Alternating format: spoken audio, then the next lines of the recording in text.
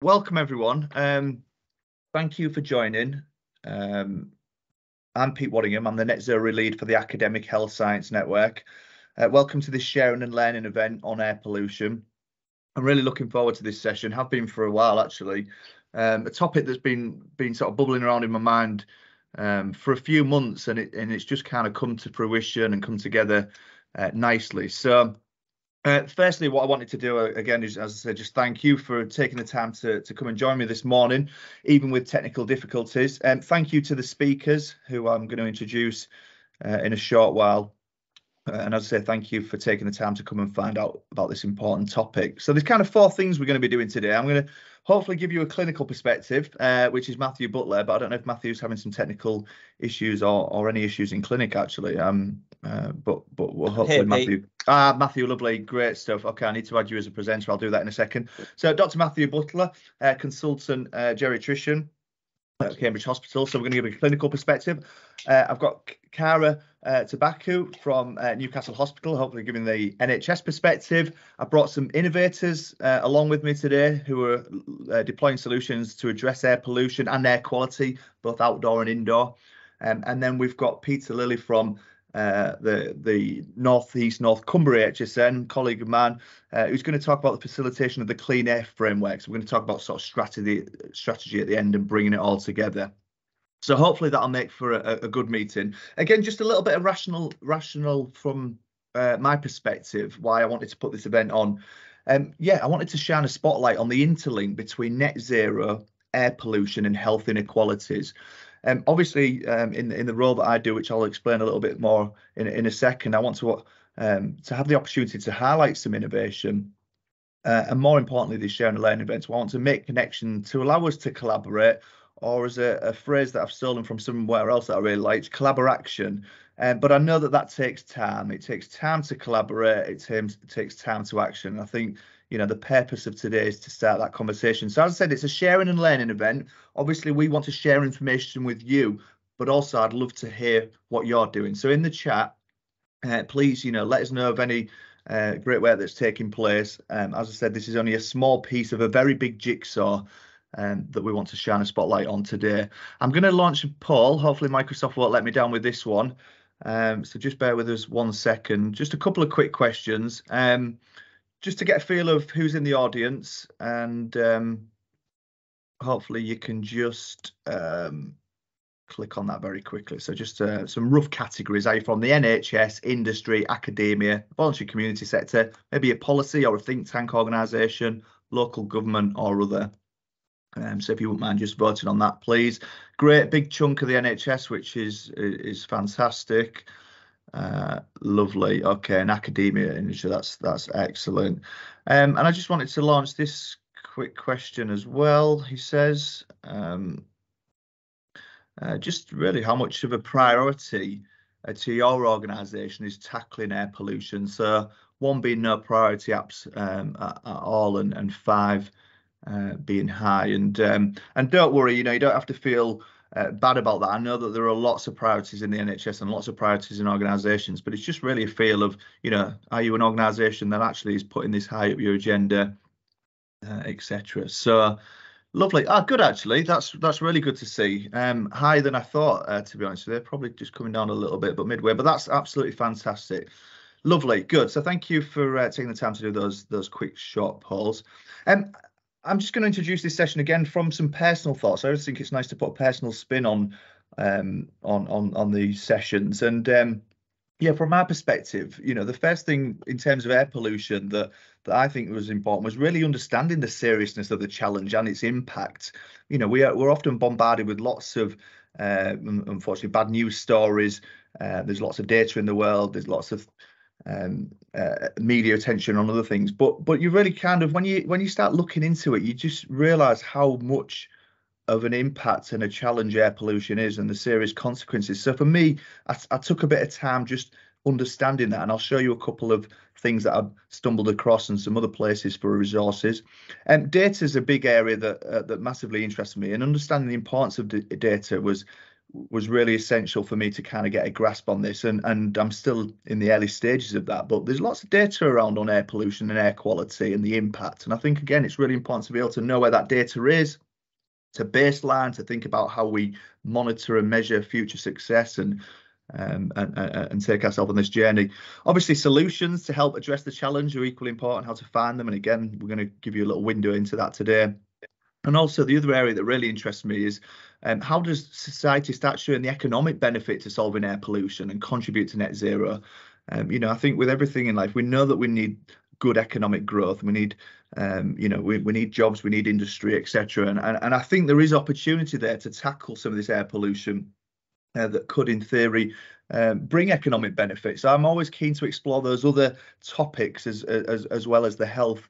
And as it says at the bottom there, I mean, I've got young children, and I want to understand how do we create a safe future world for our children. And every time I do the school run in the morning, it saddens me that I see these young lungs absorbing a lot of air pollution. So they're just some sort of personal thoughts. And again, I'll skip over that in terms of the threat to climate change. If you haven't seen the IPCC latest report, it is bleak. You know, the global temperatures, the reliance on fossil fuels, it makes for some stark reading. But it is a threat to everyone on the planet. And as I say, I want to start making these links between net zero, health inequalities, and air pollution. Really nice report by the Institute of Health Equity. Again, I put the source on there. Please check it out after this. But they were commissioned by the UK Committee on Climate Change to develop some recommendations to help reduce health inequalities and to achieve net zero carbon emissions. And actually, the 4 actions that they've put, number 1, their top, minimising air pollution, as well as making energy efficient homes, which you could actually stretch out and say that's more than homes, that's businesses as well. So really nice report there, check it out. And another one I just wanted to bring your attention to by the Health Foundation. I was at a session with them last week, but they did a great report talking about environmental sustainability. Sorry, you can't see the slides. Can everyone else see the slides? I've just seen a pop-up chat. Yeah, I can see all the slides. Lovely, please. Good. Okay, sorry. Sorry if you're having technical issues. Try logging off and coming back on. Yeah. Sorry, Tim. No worries. You've had me panic there for a second. Sorry, Pete. Do you have to click on something to be able to see the slides? Because I didn't realise till you got to slide 6 that I wasn't seeing them. But there was I had a little pop-up box at the bottom left where I forget what it said now, but I had to click on it to. Lovely.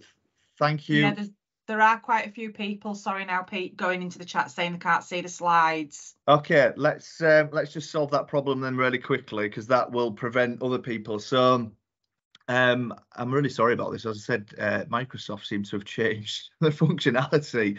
I didn't click on anything myself, Pete, but I don't know if that's that, obviously, because I'm maybe in the same organisation, right. But it just... Philip Branford's saying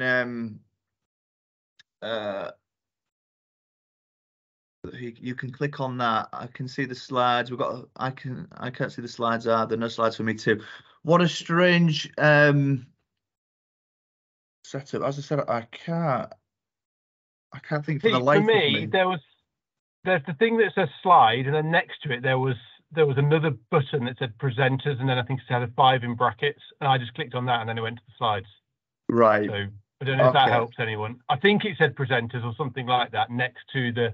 People. You've got the thing that says slides and you can move forward and backwards. But yeah, it does. I clicked on people and now I can see the slides. Oh, is it people, not presenters? Yeah, it's something like that. So you clicked on people at the top of the screen.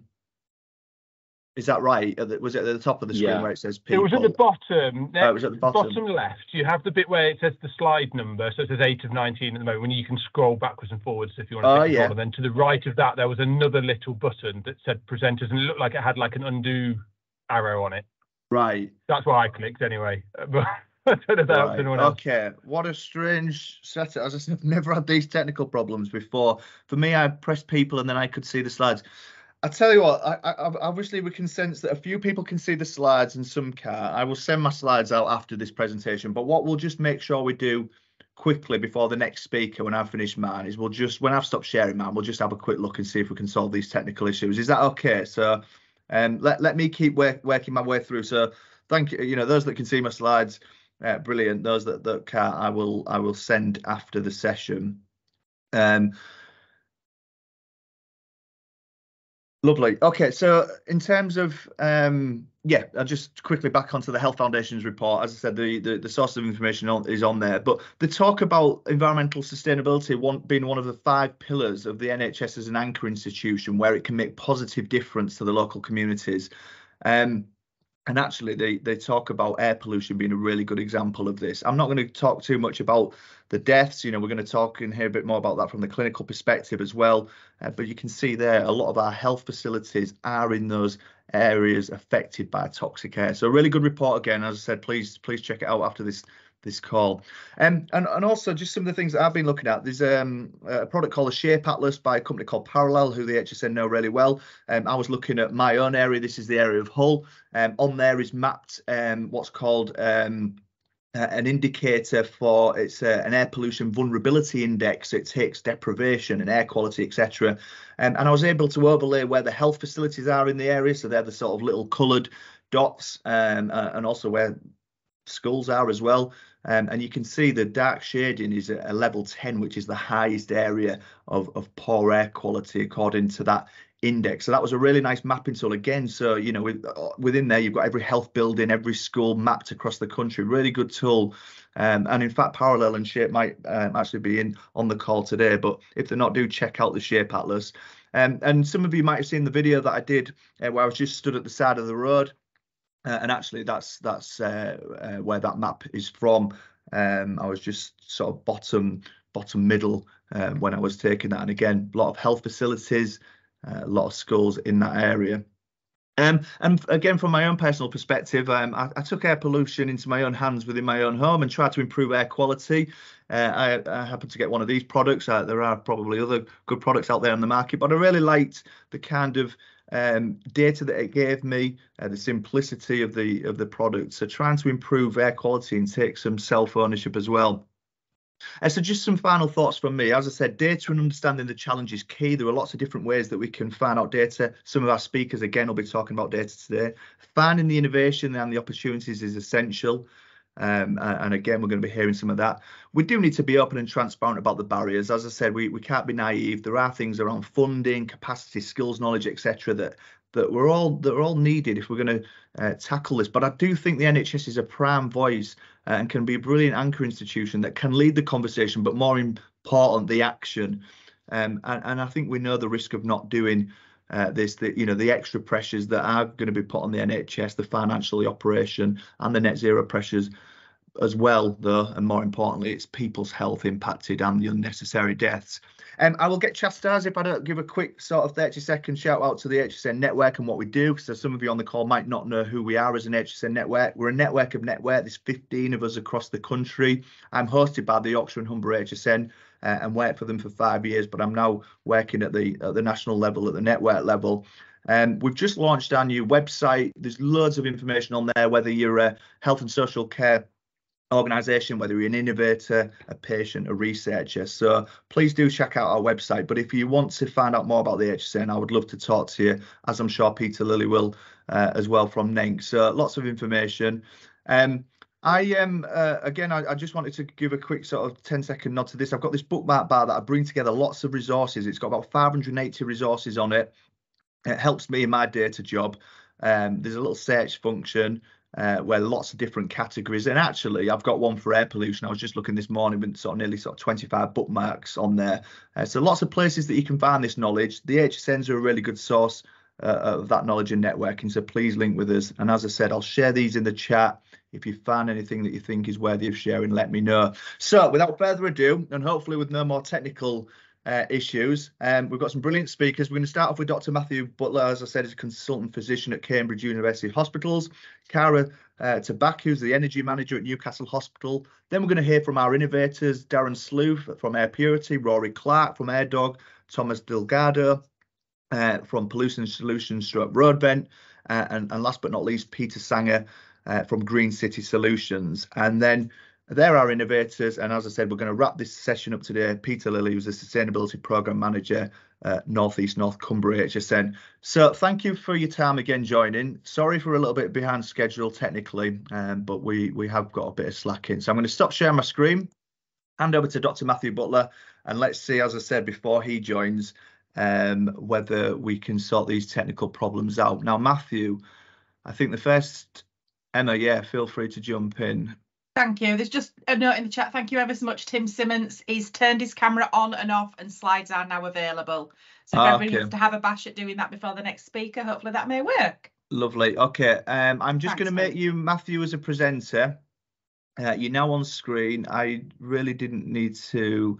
So in theory, can people see Matthew as well?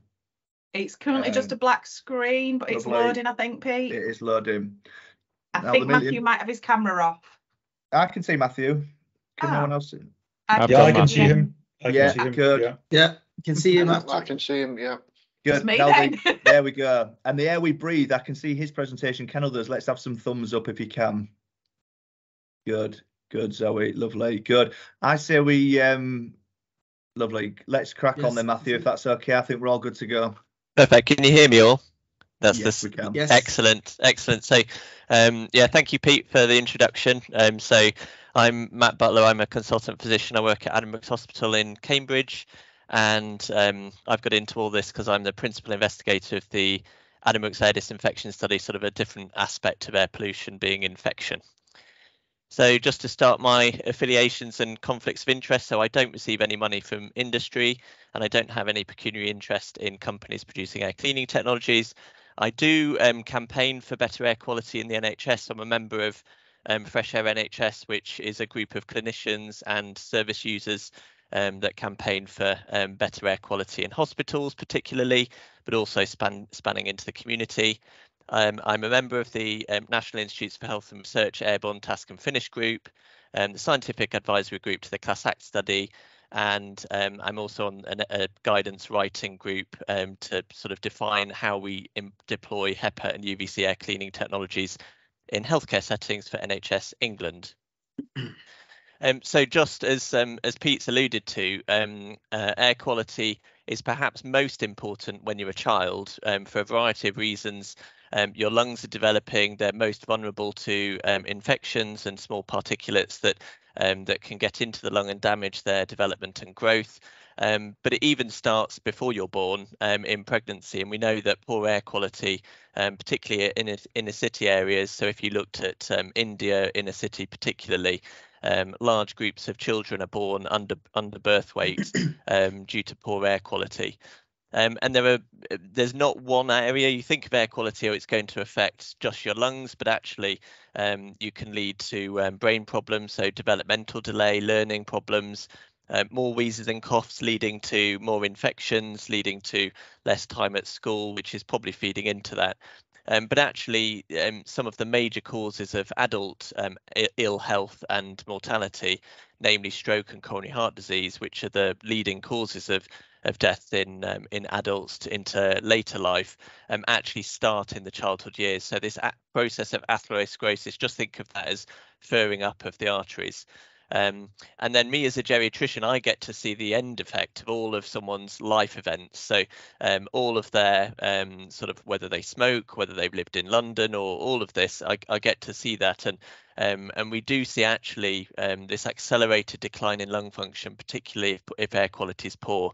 And a lot of my patients, unfortunately, have cancers, and we know that lung cancer particularly is a big risk with poor air quality. So as I've sort of alluded to, is that changing? There we go. It affects multiple systems, air quality, and the problem is that there's not one thing in air that causes the damage. Air is a soup of pollutants which can affect multiple areas of the body. The biggest one for me, I think, if I was to single out one thing, it's particulate matter. Now, particulate matter is just it's generally graded by size, because size tells you how far it's going to get into the lungs, and also whether it's going to cross over into the blood. So the big ones that we've researched a lot are PM 2.5s. Now, what that means is anything that's smaller than 2.5 microns. And to put that into context, that's about 1/100th the width of a human hair. Now they can deposit right the way down and deep into the lungs and cross into the blood. And if they get into the blood, then that's when they travel throughout the organ systems and can affect the liver, the kidneys, the heart, and the brain. So particulates are the main issue that I think we have, but also nitrogen dioxide, nitrous oxide, ozone, and when you're getting to indoors, a whole host of other pollutants that you don't normally encounter outdoors. So I was aided in this presentation because the Chief Medical Officer for England chose to focus on air pollution in 22. So he spent millions of pounds producing this report, the annual report on air pollution, and I think this is the stick that you've got to beat people with, because there's a whole host of information in here about indoor and outdoor air pollution and the impact that it has on health. It would take me about 5 hours to go through the whole thing. So but I recommend you read that. But the headline figure is that, and this is most likely an underestimate, that we're looking at between 26 and 38,000 deaths a year due to air pollution in 2019. Now, to put that into context, we'll probably get that number of deaths this year from COVID. So it's on a par with one of the worst sort of viral pandemics that we've had in living memory. Now it's not all sort of doom and gloom. So actually we've made a massive improvement to outdoor air quality, and we also know huge amounts about outdoor air quality. So if you look to sort of compare models that look at what outdoor air quality is going to be like in the 2030s, bearing in mind that the nationally agreed and internationally agreed targets are less than 10 micrograms per meter cubed, actually you can see the vast majority of the country is going to hit that target in 2030s as we transition over to sort of cleaner burning technologies, electric vehicles, sort of improved brake pads and things like that. There are, however, significant areas of the country that are densely populated, mainly London and the southeast, that will fail to meet those targets. So if you work in these areas, it's even more important that you focus on how the outdoor air quality is going to affect your indoor air quality. Now, why do we talk about indoor air quality? Let me just see if I can get that down. So indoor air is really odd. We spend 80% of our time indoors, but we have not, to any great degree, focused on it as a research area. Now that's probably because obviously indoor spaces vary vastly. The outdoor air is sort of all continuous, and you can measure particulates or pollutants in one area, and a mile away it's probably going to be around about the same. Although you do get variations, whereas a building that's next to another building with the same outdoor air quality can have vastly different indoor air quality. The thing about indoor air quality as well is that you are exposed to things that you don't get exposed to outside. So volatile organic compounds, things that are in cleaning products, and also carbon monoxide for incomplete combustion are pretty much only problems indoors because they get diluted externally. And obviously the best way of reducing emissions, the best way of helping health is to reduce the actual emission source, being the best option if you think about your sort of hierarchy of controls. And the other thing I just wanted to point out is that we know that in the NHS that most healthcare facilities in part rely on natural ventilation. I'm yet to come across an indoor space, apart from say a theatre, but theatres or really internal spaces, but most spaces have a window, and so outdoor air quality still is important. And remember, we're not just talking about pollutants that are man-made, as in chemicals or particulates. There's also mold and mildew and bacteria and viruses that I see also as pollution. The source and the emission source is just an infected patient or a damp area of the building or a building site outside that's releasing lots of aspergillus. But viruses, bacteria and infections are still pollution, and they should be treated in exactly the same way.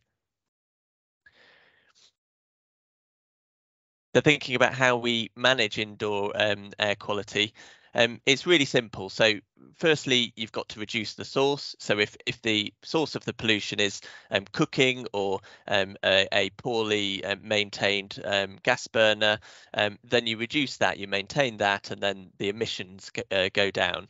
However, unfortunately, a lot of the things we can't reduce because it will take time. So things like external air pollution. So then what we've got to do is we've got to manage the route that air takes to the patient or to the staff member or to the visitor. And that's where ventilation comes in, where you've got to think about, well, should I be bringing in more fresh air from outside? If it's the outside air that's polluted, should I be reducing that or filtering it using mechanical ventilation systems? And if I can't do that because it's going to cost too much money and we haven't got that, should I be deploying things internally as a stopgap measure in order to control that pollution? So these sort of memorable quotes: if there's a pile of manure in a space, don't try to remove the odour by increasing ventilation, take the manure away. So the way we do that in hospitals is, say someone has COVID or someone's smoking, you tell them not to smoke, or you remove the patient with COVID and put them in a side room. If obviously you can't do that because of space limitations, or you've run out of side rooms, or you just haven't got the funding to upgrade that bit of equipment, then increasing ventilation. And I'm always reminded by this sentence from Florence Nightingale, the forerunner to nursing, where she said, "Keep the air he breathes as pure as the external air without chilling him." Now, remember, Florence Nightingale was before or mostly before the internal combustion engine. So she was talking about times when actually the external air was probably more pure than what we necessarily have, say, now in inner city London. But the key, I'm not going to go into this in too much detail. I'll leave that for you to read later. I'm happy for these slides to be shared, by the way. But essentially, there are lots and lots of things that you can do to manage the airflow to a patient through ventilation and air cleaning. There are also lots and lots of different ways that you can protect people if you are not able at this time to manage the ventilation in a satisfactory way.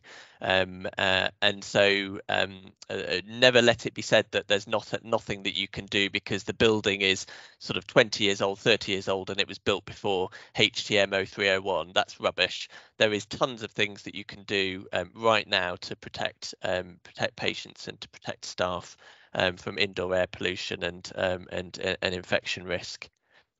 And just as a summary, you want to be doing the things on the top of this reverse triangle first, and if you can't do them, then work your way down. As you can see on the right hand side, a lot of it is about raising awareness and just knowledge about how indoor air quality particularly affects health. And so these events are amazing because it's just raising the profile of something which is essentially invisible and unfortunately a little bit of a challenge to tackle. But most of these things are not in the sort of the purview of the service users or the staff. They have to be dealt with on a systems level. And what I like to think about is this is from the same CMO report. So the 4 C's of indoor air quality solution. So when you're thinking of a solution, obviously we've got to think about the cost. We've got to think about how much carbon that's going to emit. So when you're thinking about filtration units, the filtration units that we deployed in the disinfection study were equivalent to switching on 3 light bulbs, so pretty energy efficient, and also reducing the impact that we had to, reducing the amount of cold fresh air we had to bring in, so there was less burning of fossil fuels to heat air because we could rely less on external fresh air and we were filtering the internal air. Also, the solution that you put in, you don't want it to reduce to incur more pollutants. So I'm just thinking more on the UVC side. There are some questions about certain UV technologies, particularly far UV, so the 222 nanometers, that also affects the indoor air chemistry and potentially can increase ozone. So you need to think about that the solution that you're putting into a space, it isn't inadvertently worsening the situation. And equally, comfort, I think, is the main aspect that we've got to think about. So we put in these units, they get switched off at night time because they're noisy and drafty. So thinking about where you site any technologies, how you make them less drafty, less noisy, in order that people are going to accept them. And just, I mean, this talk could be 5 hours long, but I really wish you'd read these reports. So from the Royal Academy of Engineering, the RCP, CIBSE and ASHRAE all have excellent resources on how indoor air quality affects health, and I recommend them to you.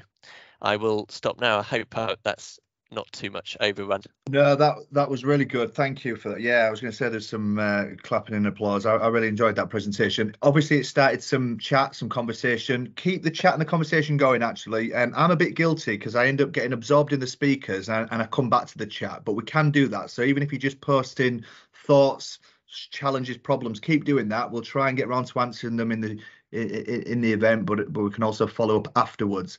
Let me hand over to Cara and let's keep a bit of flow. So Cara, I think I know what I'm doing now in terms of let's get you on the screen. I'll just take you off, Matthew, but thank you once again. Really good presentation. Over to you, Cara. Thanks. Am I presenting from my screen? Not the moment. We can see you, we can hear you. So we're but we've not got anything on screen, I don't think yet. Oh, right. So I'm doing it from a presentation from my screen, am I? Can you see that? Nothing yet. Oh, sorry. Don't worry. It's, do I need to share my screen? I would try that. Yeah. There we go. This is looking promising. Yeah, lovely. Can you see my presentation? Brilliant. Excellent. Yeah. Big thumbs up. Go. Lovely.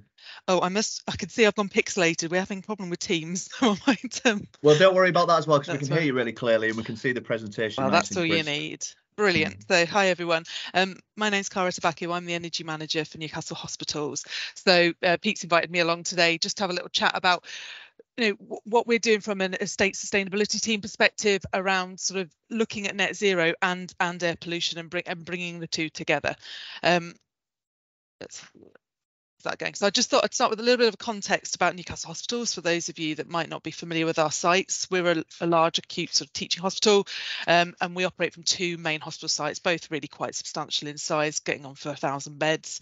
The RVI, the Royal Victoria Infirmary, is situated within our city centre, so we're very tightly bounded by sort of the university, residential, motorway, and our Freeman site's also very tightly bound sort of with residential areas, and our sites, those little images on the screen show how tight our buildings are. We've got lots of big buildings on a fairly small land footprint, which is quite interesting. It presents interesting challenges both for meeting the net zero challenge but also around air quality for anyone accessing, visiting and spending time at our sites. In 2019, as a trust, we declared a climate emergency, and we were really lucky to have a board and a chief exec who understood the clear links between a climate emergency and it being a health emergency. And sort of later the following year, we published our climate emergency strategy around the same time as the NHS nationally published the Delivering a Net Zero NHS strategy document, and our approach mirrors very much the national document, but what we're trying to do as a trust is set ourselves as a leader in sustainable healthcare, and we've set ourselves essentially similar goals, but we're just trying to get there a little bit quicker, I think is the gist of it. But we've got three key goals within our strategy. The first being around the zero carbon care and the net zero element, and as an energy manager, that's actually the core remit of my focus, because our 2030 target to be net zero for our carbon footprint, which is our sort of controllable carbon emissions, 90% of that it comes from energy use within our estate, as well as a bit of our direct fleet emissions and anaesthetic gases.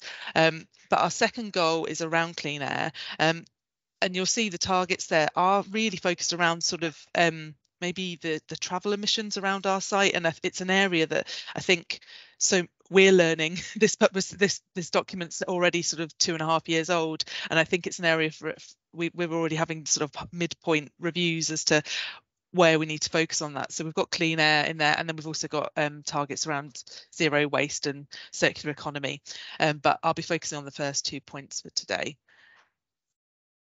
So just for background in terms of my focus and as a remit within sort of the sustainability team, I mentioned 90% of our energy is a really big part of our controllable emissions, about 90%, and mirroring sort of what Matthew's just been saying around sort of the hierarchy in which we approach it. Of course, it's the same approach to sustainability that we use in many areas around using less, being more efficient, and but really it's transforming and moving away from our reliance on fossil fuels and moving towards low and zero carbons. And that's a really big challenge given the energy intensity of our sites. We definitely can get leaner, but because we're so tightly bound, we're going to do a lot more partnership working and be a lot more innovative in how we hit the zero carbon challenge. I'll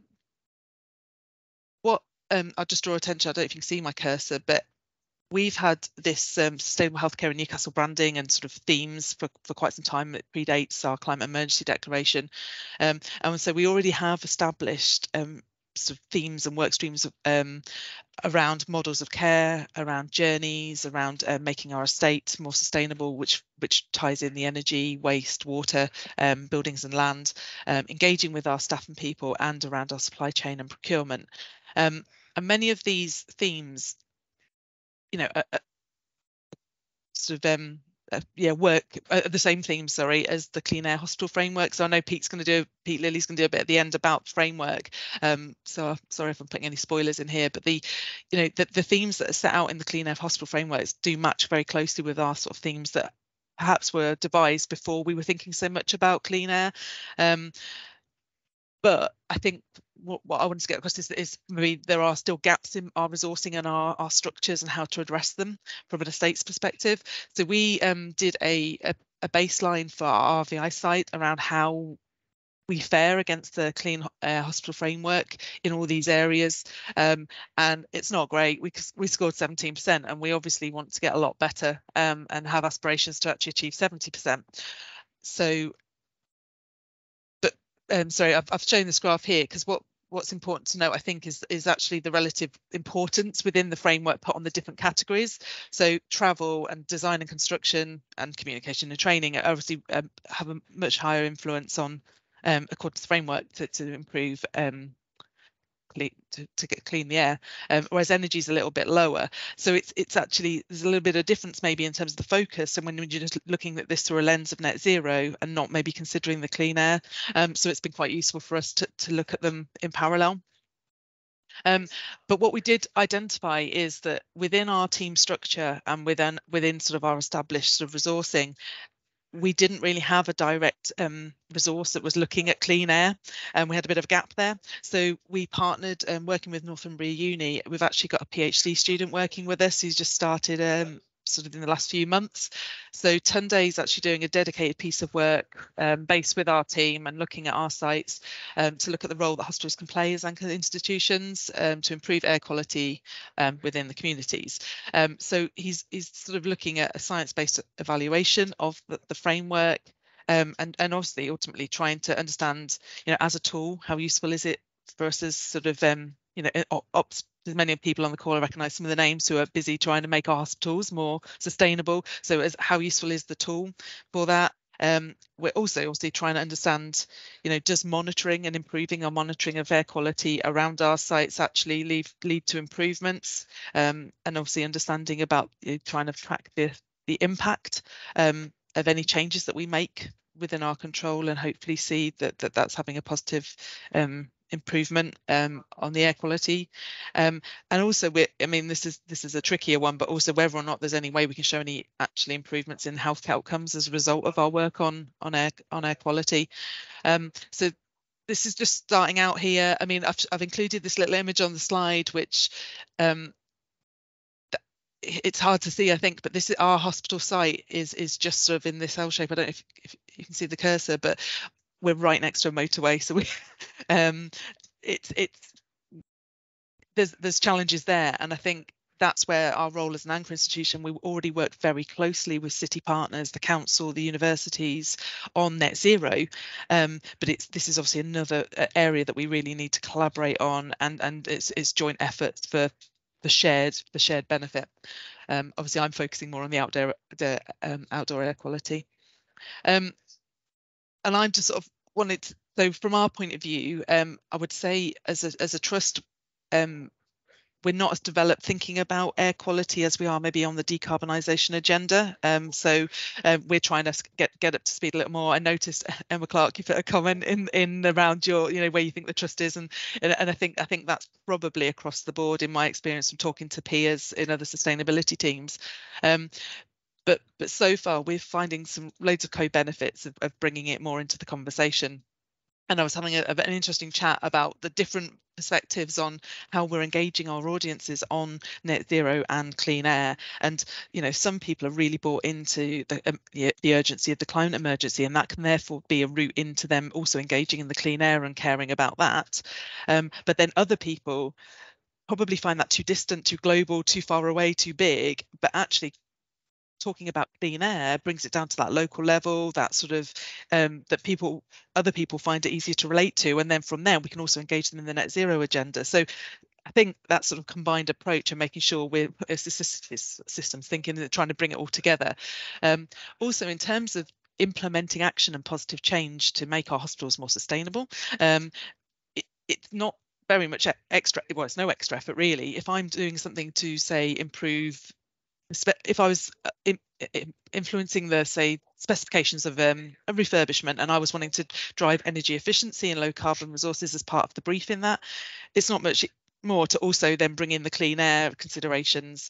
So we can sort of hit it all at once. So it makes sense for sustainability teams and estates departments to integrate this into their processes alongside their net zero ambitions.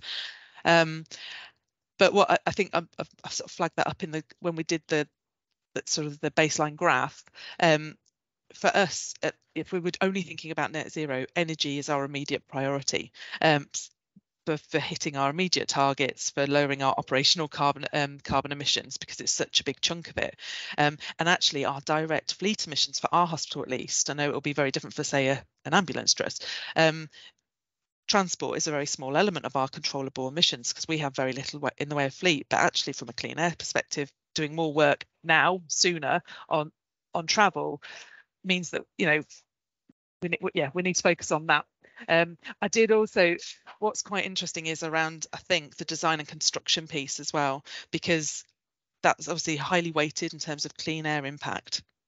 But we need to do quite a lot of work on our estates to make them compatible with net zero estates. So and also any construction work has within it embodied carbon. So it's a very complicated piece to get our head around, and how best to approach that to ultimately lead to the best overall impact and the better health outcomes.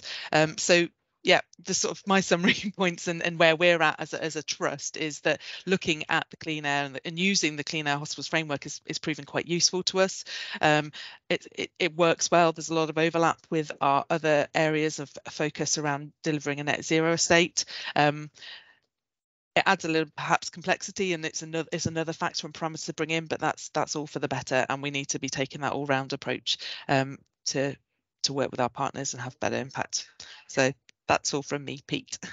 Thank you, Karen. No, really helpful. I like that last slide. Some really good points that you made about aligning the two agendas. Yeah, thank you for the applause again for Cara. And I always use it as a test. Have I learned something today as well from the speakers that I'm bringing together? And I didn't actually realise that you could do that sort of self-assessment and benchmarking of the Clean Air Framework. And I'm sure Peter will go into that a bit more, but it's always good to know where you are, where you can improve, the opportunities, etc.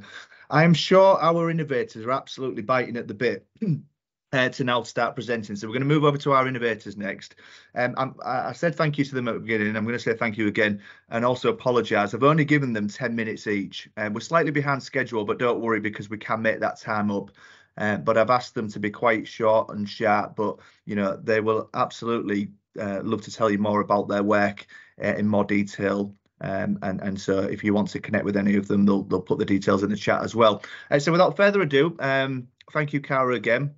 I'm going to hand over to Darren Slough from Air Purity. So we're going to look at indoor air quality from our first two innovators, a little bit of outdoor, and then a little bit of nature to finish with, which is an area that really interests me as well from our innovation. So over to you, Darren. Thanks, Pete. Hi, everyone. I will try and be quick to disseminate a very complex subject. So bear with me. Slideshow from beginning. Can everybody see this? Yeah, we're all good, Darren. We're all good. Okay. So we focus our efforts really around the environmental sciences, and we're focusing today a bit on net zero. So I've had the pleasure to work with Matt Butler for a number of years now on the Addenbrooke's air disinfection study, where we've managed to develop a number of technologies to help sort of understand research and combat some of the challenges that the NHS Trust and the wider communal areas that will trust that face. We get funded through the UK Health and Securities Agency and Innovate UK. The reason I bring this up now is on my final slide. But ultimately, we can start to look at and disseminate how we can improve our patient care, our patient safety, our staff safety, while aligning that to net zero, which hopefully, leading from what Matt was saying about taking air pollution and also putting in the brackets infections via air pollutions, whether it be fungus, bacteria, or pathogens, is something that we really need to focus on. So I'm trying to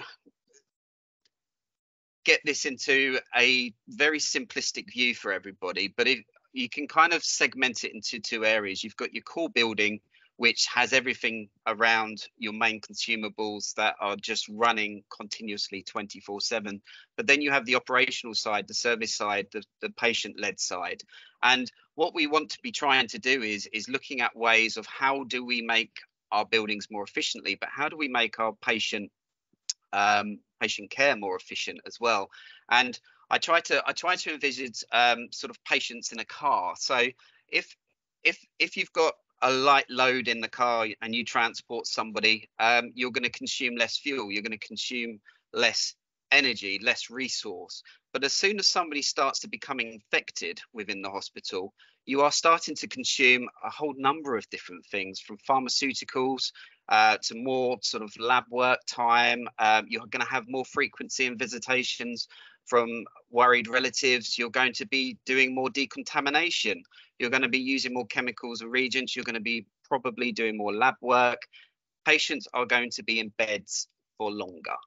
And so this kind of really fits into the whole air pollution scenario, but then also our indoor air quality. And we do really need to take a stronger look at this. And this isn't really just an infection prevention control aspect. This is a multifaceted, multi-stakeholder group initiative really to try and combat this and improve. So to put a bit of focus, Cambridge have their own net zero plan and breakdown. It will be different to every hospital, but this is quite a good example, at least, to sort of understand where the embedded CO2 is for this trust at this current time. That will fluctuate and change, of course, but I've really highlighted in arrows here how sort of infections and how patient safety and staff safety can affect all of these areas. Pharmaceuticals is a really, really big area. So if we can avoid using more pharmaceuticals per person, which we should be doing, especially with antibiotics, then that really should be very, very near the top of everybody's remit, in my opinion. But we can really... Sorry, I cannot see slides. Am I meant to see slides? Yes. I can see them. Okay, I'll work it out then. You try log out and then log back in. I think maybe you can send the slides at the end as well. A quick way that I found is if you can see at the bottom of Darren's screen, there's like a TV icon. If you click on that, it should then put Darren to the top of the screen and his slides into the front of your screen. But yeah, it works. Let's put the instructions in the chat if that's okay, just to keep the flow. Thank you. Okay. That's fine, don't worry.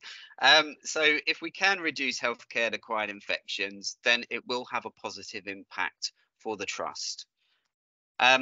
There are a lot of challenges, and this is just a few really in indoor air quality especially. And I've already mentioned it needs to be a multifaceted approach. We need to have an overall educational program. So the work that we've been doing at other trusts now from the learning outcomes at Cambridge is the engagement early doors in educational programs is paramount before we even start to implement any interventions. If you don't start at that stage, then you will have issues about people turning machines off or complaining.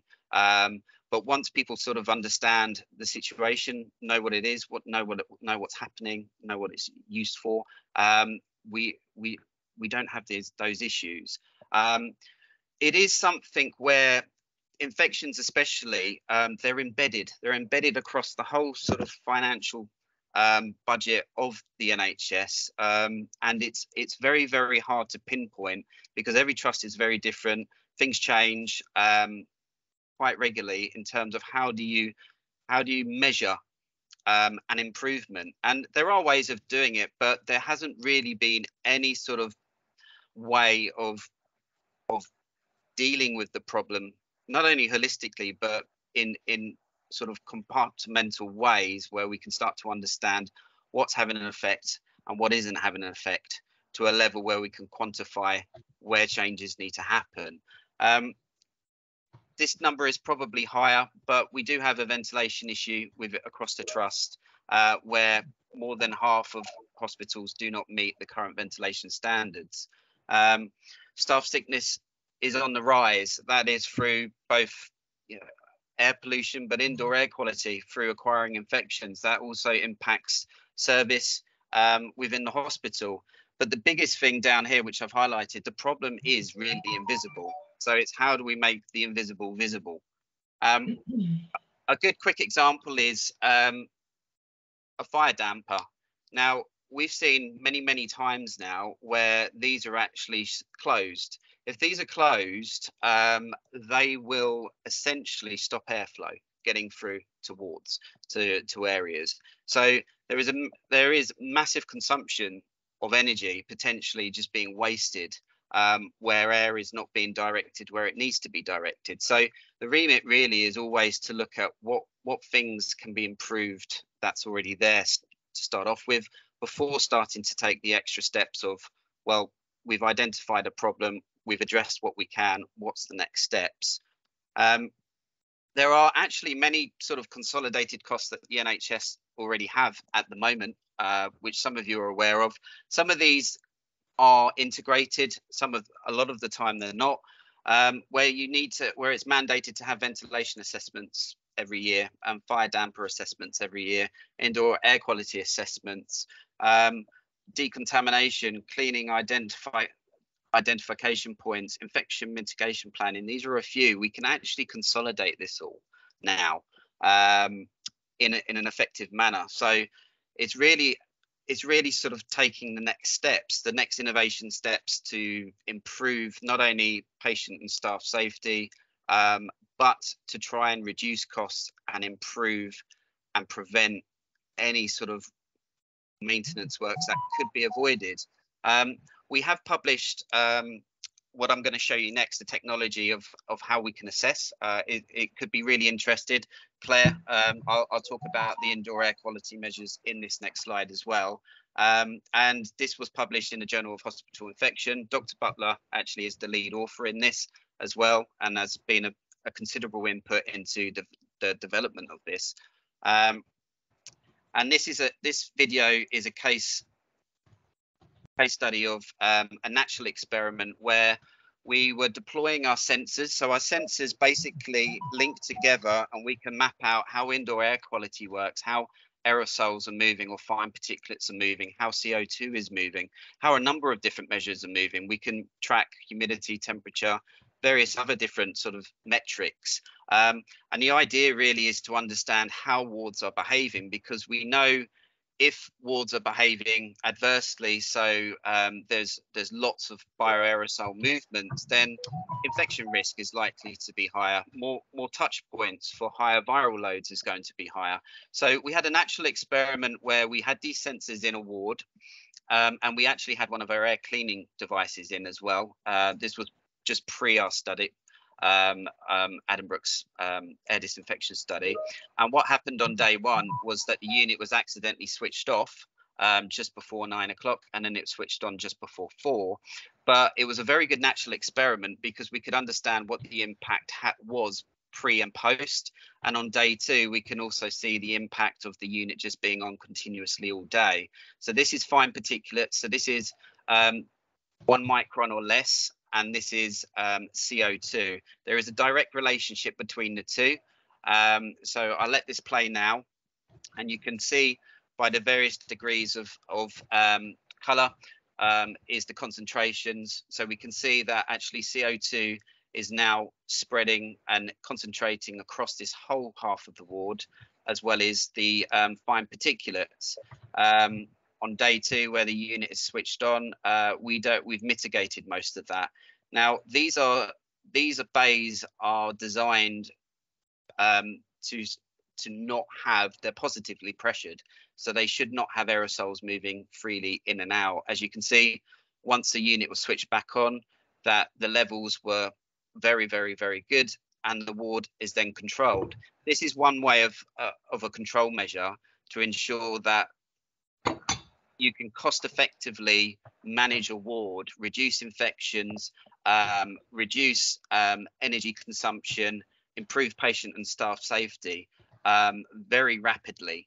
Now, I'm not an advocate to say just sticking air cleaners everywhere. We methodically need to understand if there is a problem and identify if there are remedial works that can be done before taking the next steps. But this is a really good tool to start to understand indoor air quality and how it can adversely affect both patients and staff. Darren, can I just give you a 1 minute, just 1 minute time, sort of check if that's okay? Yeah, I'm just about to roll off now, Pete, so I'm all good. So here's a visual just of a couple of the air cleaning units for your and then resources available. Just the last bit, we do have from the study and from Innovate UK, we do have some assets that can be redeployed, but it will be a first come first serve basis. That's both air cleaning devices and sensors. But myself, and I know Matt gives a lot of time as well, we can help and more than willing to share any information that we've learned to help with any assessments or planning. Just feel free to contact us. And that's it from me. Lovely.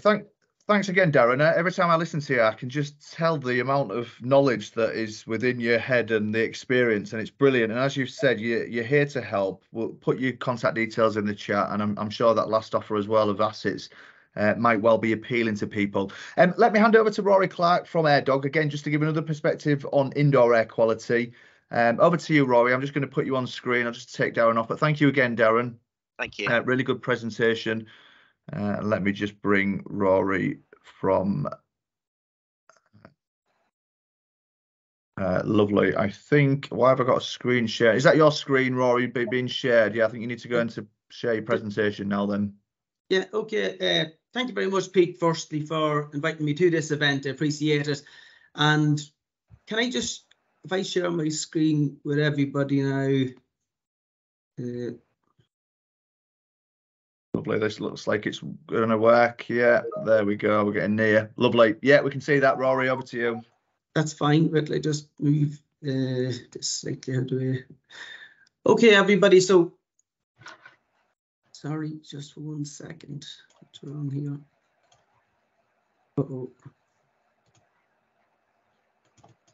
Oh, sorry, people. Why is this not allowing me to? Okay, sorry. So Rory Clark is my name. I'm the Managing Director of AirDog UK and Ireland. So can everybody see my screen and hear me okay? Yes, hello? All good, Rory. Yeah. All good. Okay, so what I'd like to do today is just to share my knowledge on the various portable air sterilisation and filtration devices. My presentation, it's basic facts and common sense. I think it's really very simple actually to explain the functionality and the way that the various air cleaners work. So I'm not going to complicate it. However, if anybody picks up on anything that I'm saying which is incorrect, please do let me know, because I believe that everything I say is correct. And if not, please let me know. So firstly, a little information on air sterilisation and filtration devices. You know, an air sterilisation and filtration device reuses indoor air. It's exactly what we want to do. So it's to reuse and recycle the air that's indoor. I'll come to more of that in a minute, but that's what an indoor air filtration devices do. Air passes through the device as often as possible to cleanse it from biological and non-biological pollutants that may be present. It's about continuously cleansing the air because pathogens are continuously entering the air from staff, patients, visitors, also even potentially from your air conditioning and ventilation systems. And little on ventilation. Of course, ventilation is needed to supply fresh air and to remove carbon dioxide. Our buildings need ventilation and fresh air as humans do. Mechanical ventilation is not air sterilisation, nor is not an efficient air filtration means. Continuously heating fresh air, which you're bringing into the room while dumping out the already warm air, is extremely wasteful. What I mean is, if you're using ventilation as an air filtration method, that's what you're doing. You're bringing in fresh air from outside that's cold, you're going to heat it, and you're going to dump it out again. It's waste on a massive scale. If you talk about net zero and reducing waste, using ventilation to provide air filtration is absolutely, it's off the scale altogether of being wasteful. Types of air sterilisation and filtration devices that I'd like to speak about. Units with HEPA filters only, units with HEPA filter and UVC combined, UVC technology only, and TPA technology incorporating electrostatic precipitator. So, firstly, HEPA filter only. HEPA filters are made from fiberglass or synthetic fibers which are woven together. Particles get trapped in the fibers, causing the filter to get blocked, and then it needs to be replaced. HEPA is passive filtration. It allows air to flow through while capturing particles that are too large to pass through. Basically, it's a better design than a Hoover bag or a net, but it's doing what a Hoover bag or a net will do. It's letting the clean air flow through while it's capturing the contaminants on the underside or on the inside of it. As contaminants are captured, more energy is needed to force air through the filter, and the efficiency of the filter is quickly reduced.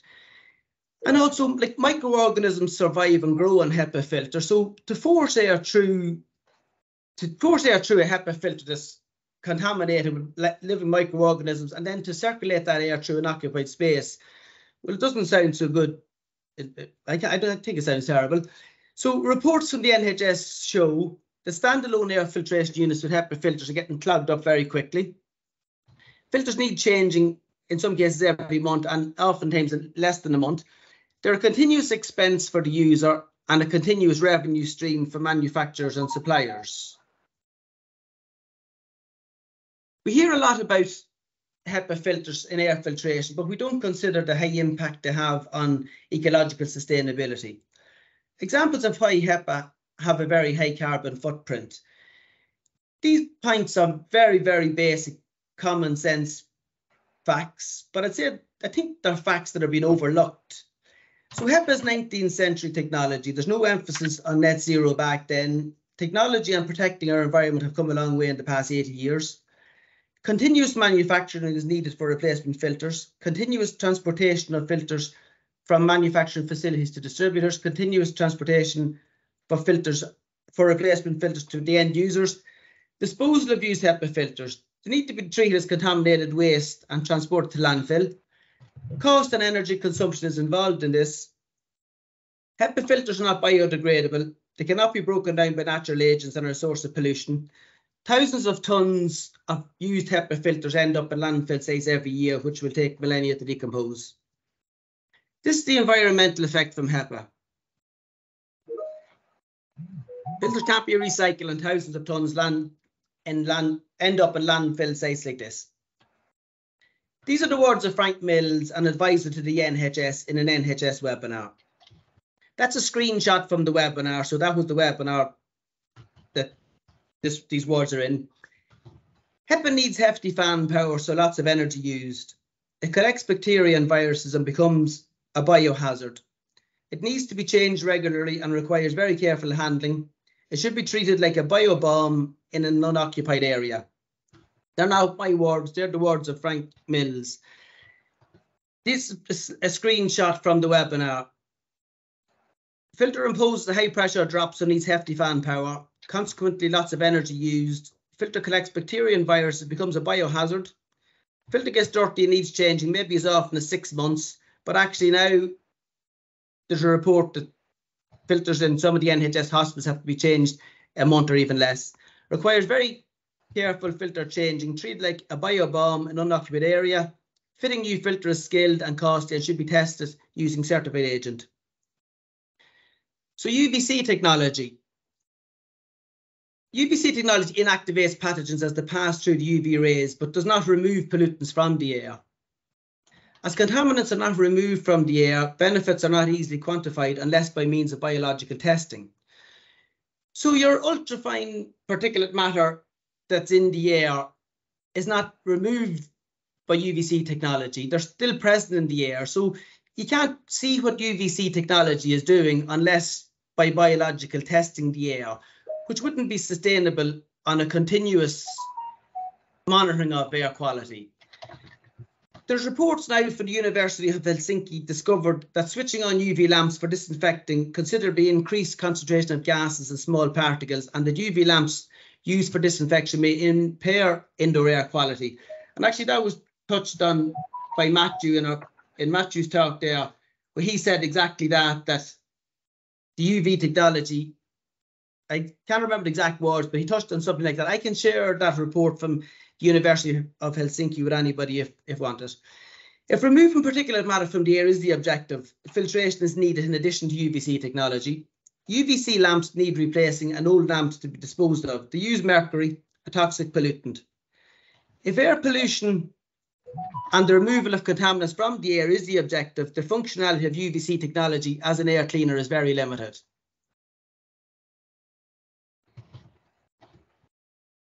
HEPA filter and UVC technology combined. So HEPA alone or UVC alone is not a good solution in terms of efficiency or sustainability as an application for room air cleaners. Manufacturers know this and now are combining both HEPA and UVC technology together. Doing so is also combining the disadvantages. Filters are still regularly getting clogged, as they were with HEPA alone. Filters and lamps regularly need to be replaced. Disposal of HEPA filters and lamps now containing mercury. User is tied to an agreement to purchase filters and lamps from the manufacturer, so it's a continuous revenue stream from the manufacturer. Now, more than buying HEPA filters alone, you also have to buy UV bulbs. AirDog TPA technology incorporating electrostatic precipitator.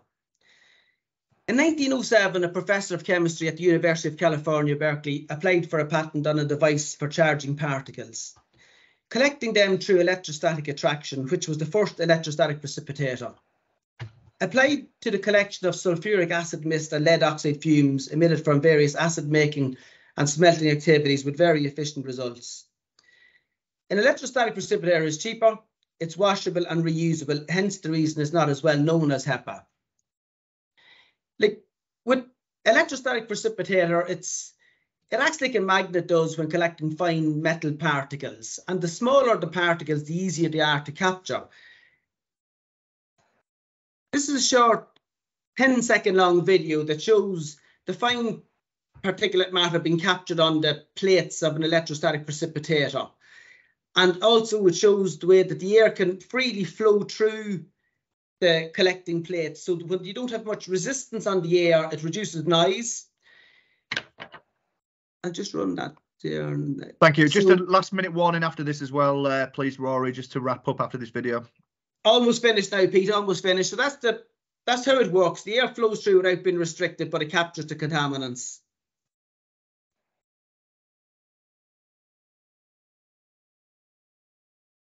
Sorry, what's going wrong here? So AirDog technology, a few points, is an ecological sustainable solution, removes pollutants from the air and deactivates pathogens, validated by the NHS to prevent the transmission of airborne diseases, deactivating all common viruses and bacteria, achieving a net log 10 reduction in its tests. Best test results of any air sterilisation and filtration device tested by the NHS.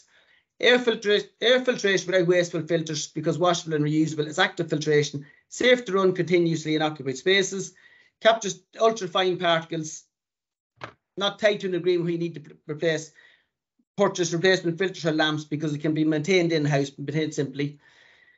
So last step, the environmental effect from AirDog TPA technology, zero waste, clean, sustainable. As I've shared some of the facts, if I had another minute, I'd like to share an example of the evidence to support claims that I've made about the AirDog product. The NHS set up a laboratory under the Innovation Agency, which is run by Professor Tony Fisher and his team. The laboratory was set up to evaluate and validate air cleaners to basically approve products for the NHS. When the validation of the AirDog unit was complete, the words of Professor Tony Fisher were, "This is the best piece of kit I have seen." And these validation reports prove that, or support that. I can share these, rather than wasting anybody's time reading these reports now, these reports can be shared to support everything that we say. So to conclude my presentation, HEPA filters and UVC technology have many applications which they are very suitable for, and there always will be suitable and very suitable applications for those technologies. But a more efficient and sustainable option is available for portable air sterilizations and filtration devices. What I'd ask for from today is, and we're looking for cooperation with NHS and other organisations that are interested in providing clean indoor air in a sustainable way. We welcome all inquiries and provide no obligation demos. This is not about me trying to sell a product. It's about trying to create awareness of the various options, and people can decide for themselves then. Lovely. Thank you, Rory. Thank you very much to everybody, and I hope my contribution is worthwhile. Thank you, Rory. And you can put your contact details in the chat if you wouldn't mind, like Darren. So good. Again, it's always nice to see a different perspective on how people are approaching this. Let's keep rattling through. Please stay with us because we've got two brilliant innovators as well still to come. I'm going to hand over to Thomas from Roadvent, organisation that I've got to know really well over the last sort of 6 months or so. So thank you again for your time, Rory. Thank you very much, Pete. Thomas, hopefully I am just going to put you on the screen. Lovely, you're already sharing your screen. You're ahead of me. That's great. Over to you, Thomas. Thank you very much, Pete. Can I just confirm you can all hear me and see the screen? Yeah. Yeah, good. Fantastic. Firstly, thank you very much, Pete, for organising this fantastic event. My name is Thomas Delgado. I'm the CEO of Pollution Solution, and I'm the inventor behind a product called Roadvent. So I'm here today with a slightly different angle to the other commercial partners on this call. And I'm here today to talk about preventing poor air quality from entering hospitals and NHS buildings. So without further ado, I'll speak to you about Roadvent. So what is Roadvent? Well, Roadvent is a piece of engineered technology which consists of 2 linear slot drains. These linear slot drains, as you can hopefully see from the screen, are installed into the running carriageway located underneath where vehicles are parked or idling. So independent testing of Roadvent has proven that at the roadside with Roadvent turned on, there's a 91% reduction in exposure to exhaust-based emissions. Now, we have a focus, and Roadvent's speciality is on capturing exhaust emissions and, of course, brake and tyre dust that leaves vehicles. The reason for this incredible efficacy is basically down to physics. And what I mean by that is that, as hopefully you can see from the screen, Roadvent is positioned as close as physically possible to the source of emissions. Now, if you're wondering what the use case could possibly be for the NHS here, some of you may already know about the acute issue which is currently present. And I'm of course speaking about queuing ambulances and vehicle emissions that enter hospitals. So a very quick 10-second snippet here. Hopefully you can see this video. This is some imagery from our installation at Millbrook Proving Ground over in Bedfordshire.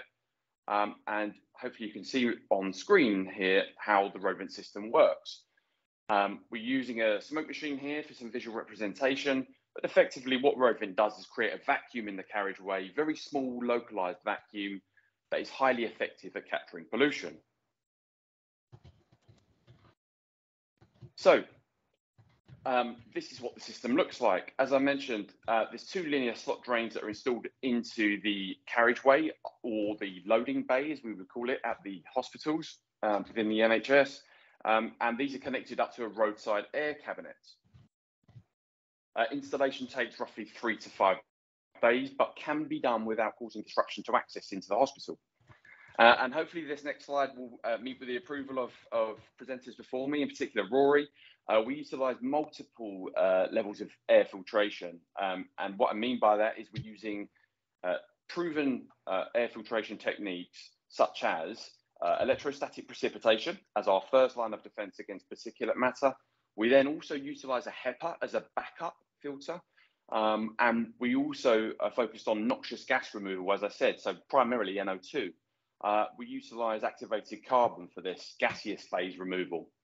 The air is sucked in through the carriageway slots, through a pipe, and then passed through these various layers of filtration, meaning that the air that leaves the top of the cabinet is incredibly clean, and these pollutants are removed.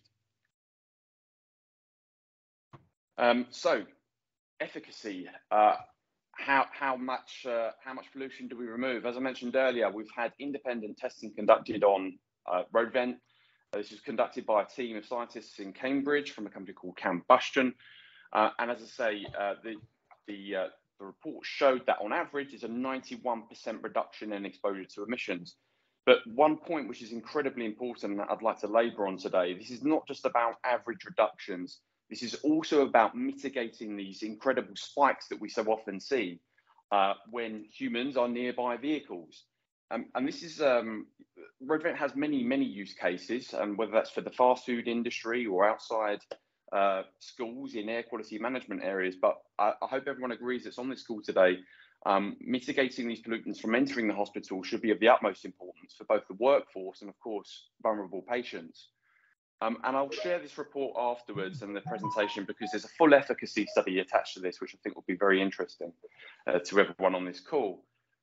So I'll also just quickly show a video here, which shows you real time just exactly what RoadVent is doing. So this is a snapshot of some of the testing, and hopefully you can see from the red text on screen here, this is where the sensor is located. And this is really primarily showing you exposure reduction in a fast food restaurant setting. But I think the message is transferable to what we're talking about here today. So in the top half of the screen, what you're seeing is the exposure to that worker, if you like, without RoadVent turned on, and we're monitoring NO and NO2 here, so some really alarming levels. And in the bottom half of the screen, same vehicles, Euro 4, Euro 5, and Euro 6 vehicles passing through that area, but with the RoadVent system turned on. And there's multiple settings in which we've tested this, but as you can see, there's a considerable reduction with the RoadVent system turned on compared to it being turned off. So if I'm able to just pop back to my screen here.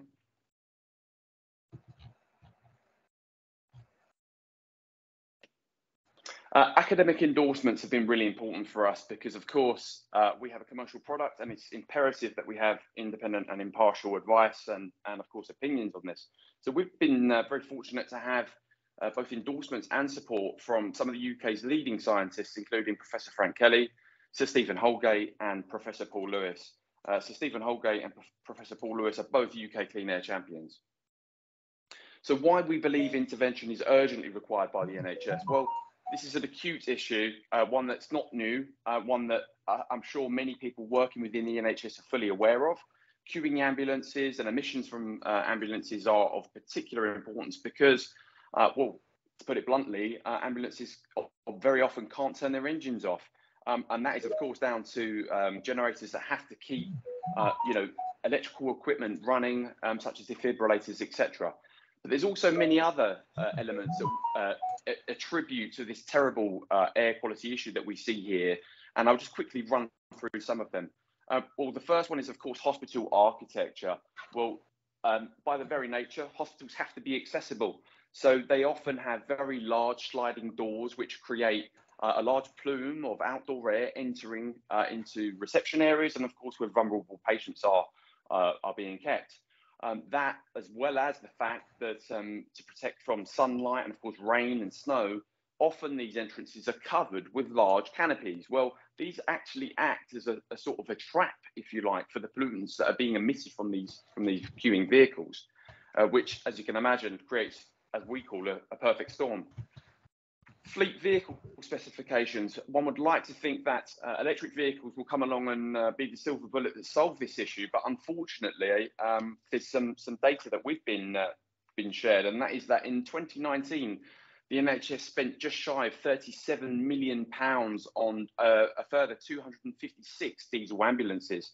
So from the data that we can find online, there's not a great deal of emerging technology that's going to solve this issue. And of course, we want to solve this in the quickest way possible.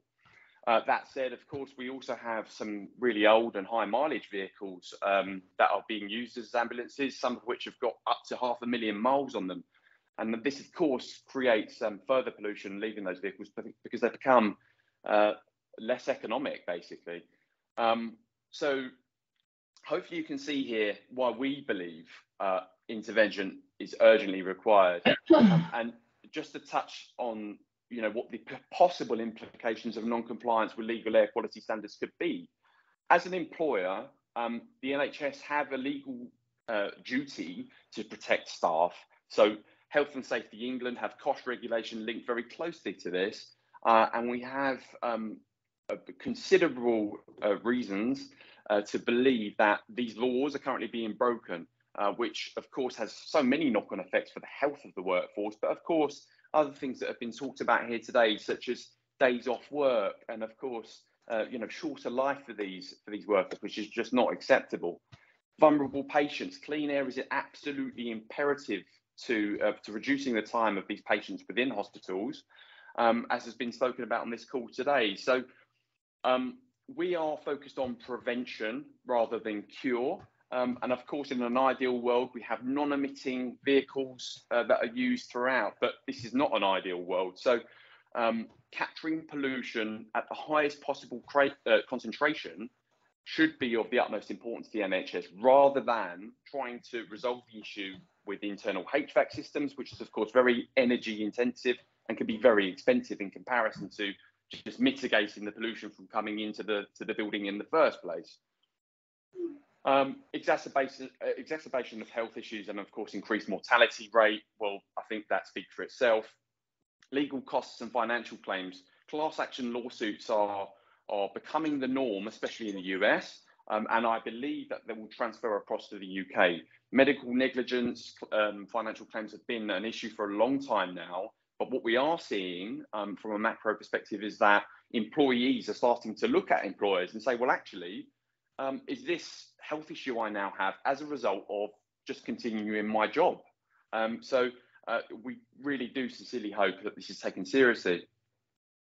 And why is RoadVent the right solution for the NHS? Well, I have read thousands of pages of different reports that the NHS have compiled, and it's very encouraging to see that there is a great deal of knowledge behind this emissions issue within the NHS, and certainly on outdoor air pollution entering the buildings. And of course, it's written into the NHS long-term plan that the NHS want to cut down on business mileage, reduce the fleet air pollutions by 20% within the next, well, in fact, year. So there's some really, really big targets that need to be hit. But why is RoadVent the right solution? Well, no other system offers a turnkey solution to overall compliance in the way that we do. We're both capturing, filtering and diluting these road-based emissions, preventing them from entering the building. This can be fitted to either new or existing buildings, and we would very much like this to be part of NHS clean air frameworks moving forward for new buildings. There's, of course, considerable carbon and cost-saving benefits that can be had if you fit this to new properties. Once deployed, it provides instant, tangible and measurable improvements. This is not something that takes weeks, days or years to show an impact. This is instantaneous improvement. And as I say, as we sit here today, we have got the claim of being the world's most effective solution for tackling these road-based emissions. So it's quick, it's cost-effective to deploy, and we offer this with an ongoing filtration maintenance contract. So we have a team of 400 engineers already running around the UK, maintaining similar systems. So our proposal and our request to the NHS, well, we have been very fortunate to be taken up by many kind of private operators, whether that's in the fast food industry or the coffee serving industry, and we're exploring those opportunities now. But to me, the healthcare setting is one of the most important use cases for RoadVent. So what the ask is that we're looking for a pilot installation within the NHS estates to demonstrate the significant air quality improvements that we can establish. And then, as I mentioned earlier, on the back of that success, we'd very much like to include this in frameworks moving forward to improve overall air quality for workers and, of course, patients. Hopefully I am within time. If you have any more questions, please feel free to reach out to us. The website is on screen, roadvent.com or roadvent.co.uk, and I hope that's been helpful. Thank you very much. Yeah, very helpful, Thomas. Thank you for that. And I'm hoping that people will follow up with you, obviously maybe digest your presentation as well. Those videos that you showed, really powerful, and just another great example of how to tackle air pollution. Last but not least, and those that know me know that I'm a fan of nature. Well, actually, when you combine nature with innovation, what a beautiful combination. So it gives me great pleasure to hand over to our final innovator speaker of the day, which is Peter Sagner from Green City Solutions. So let me just bring you on screen, Peter, and thank Thomas again for that excellent presentation. Let me just take you up. Lovely. Over to you, Peter. Yeah, thank you very much that I am allowed to speak here. So my name is Peter. I'm a horticulturist, and I co-founded Green City Solutions to help out our city development for the future, to make it more green, more health and resilient. And we, of course, heard a lot about air pollution indeed, but I just want to sum it up that we have 95% of all the city dwellers that are suffering from bad air. And this is, of course, stressing the climate, the city climate, but also causing significant social costs and also deserted the cityscape. And we heard a lot about the sources, and of course, also from vehicles and industry, we have pollutants, but maybe also to take in consideration that the climate change is also causing some new events like the wildfires, for example, we have seen in Europe and also here in Germany as well. So that's why we are thinking on how we can abate this. And as I said, I am a horticulturist, and I would love to see much more viable trees and plants in our cities. But the problem is that we don't have the space for it to integrate them and for a long run. And that's why I brought a picture like this with you. It's in summertime, and I obviously would think that this tree should have at least one leaf, but it doesn't. And this is something that we can see much more in the cities. And that's why I think we have to think also in new ways on how to bring green infrastructure into cities. That's why we are working with moss, and it's a small plant. And I am sure that you all aware about where to find moss. It's mostly in nature side, in the forests, and maybe you wouldn't like it in your grass at home, but it has a huge potential on many things we have challenges with. And I would like to explain this a bit more. So specialized moss, as we grow it, has 20 to 30 times larger leaf surface. And that's why you have a huge amount of green biomass that can attract, for example, particulate matter, but also bacteria and viruses. The magic is that the moss is able to eat up these pollutions. So you don't have this waste, what we also have seen in another presentation in the end. And as an active, livable organism, it's taken this as the most sustainable way. And also being anti-static, negatively charged, it can attract and hold all these particles you don't want to see in the air as well. So as you can see it here, that looks like when moss has eaten air pollution. You can see the black carbon particles. These are the black ones coming from soot or from fossil burn, but also the salts you can see here with this white crystal-like particles. And the difference towards conventional green, like a leaf from a tree, is that moss can survive this stress of much pollution without dying from it. And that's why it's a very good organism to work with. And as we didn't invent it, it was done by nature over 450 million years ago, but we are learning it to use it in the best way, especially in the urban context. And so that's not me alone, it's a team of very engaged people that are working with moss in our laboratory, but also in the farm. And we are learning much more with the work with the moss in how to use it. And here you can see our farm. So we are cultivating moss because this is the species we use in the biofiltration. And this is how it looks like when it comes to more than 100,000 of these moss mats. But the moss alone is not the key. We also need some more technology to support the moss, especially in a context where it's getting very stressed. And this can be an example here that we combine it with IoT technology. So the Internet of Things help us to control and to get more precise data around the moss, the performance and the vitality.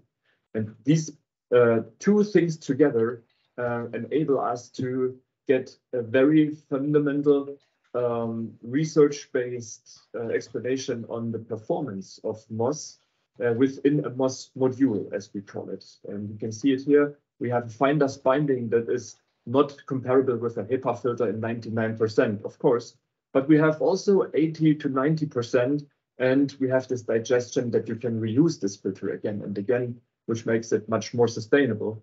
And besides all this research we did and proceeded with the institutes you can see on the right-hand side, we figured that there is also at the same moment a huge cooling effect coming from the moss.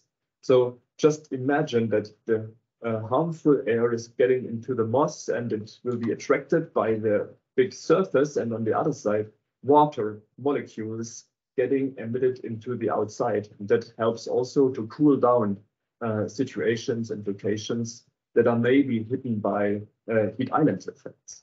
And all this together also brings us to a CO2 compensation that makes this use of this biofiltration as the most sustainable. And as you can read it here, up to 36 sensors can control the moss and also giving a live performance data, which I want to explain a bit more indeed, because it's very important to also communicate what's happening. And that's why we are also created a platform that's called AirCare.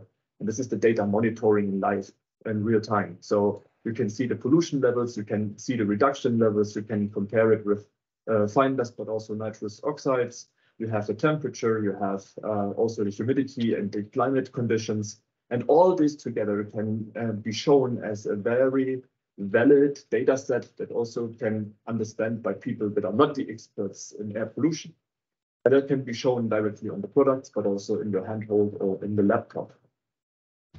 And based on that, so the software and the moss cubes itself, we have several products that can be seen here. So the City Tree is our sustainability champion, contains 8 of these moss modules and has the ability to clean the air for besides 10,000 people per hour. So this is used for, of course, city councils, communities, but also quarters and also schools and kindergartens to build room, to make it much more livable on sites where you can't find so much green at all, and where we have a very concrete situation.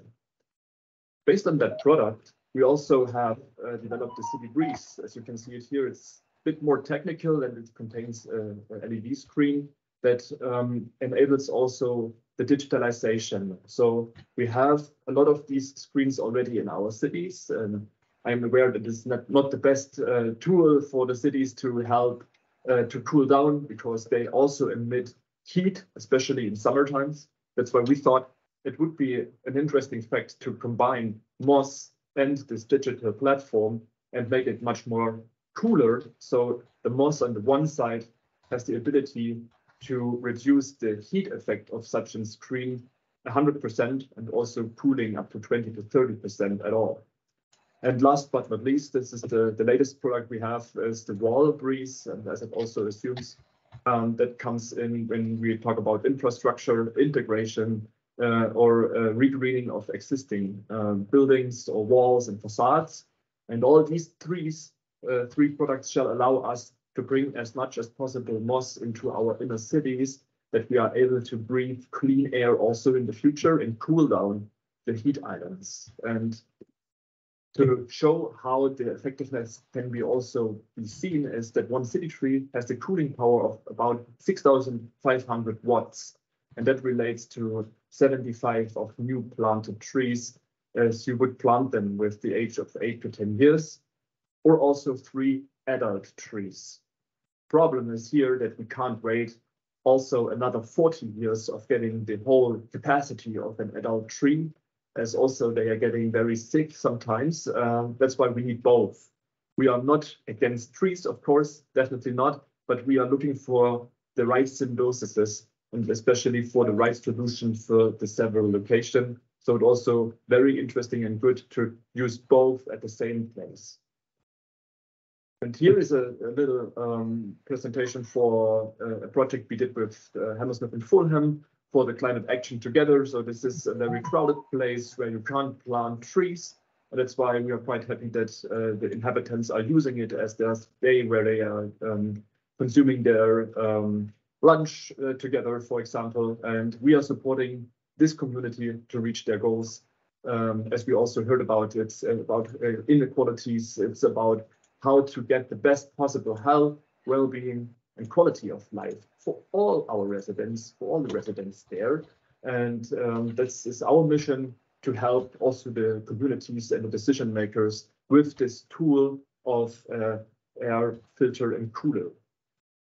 Very important for us is this scientific basis, and that's why we are always keen to show the data behind. And as you can see it here, this comes also from a project in Hammersmith that shows from the red line, this is the basis of the thresholds, and the green line would be without our product, and the blue line is with the use of the city tree there. And as you can see, with the use, we are under the limits all the time, and that's why we also have the chance to guarantee, in a way, cleaner air that's also more health to breathe.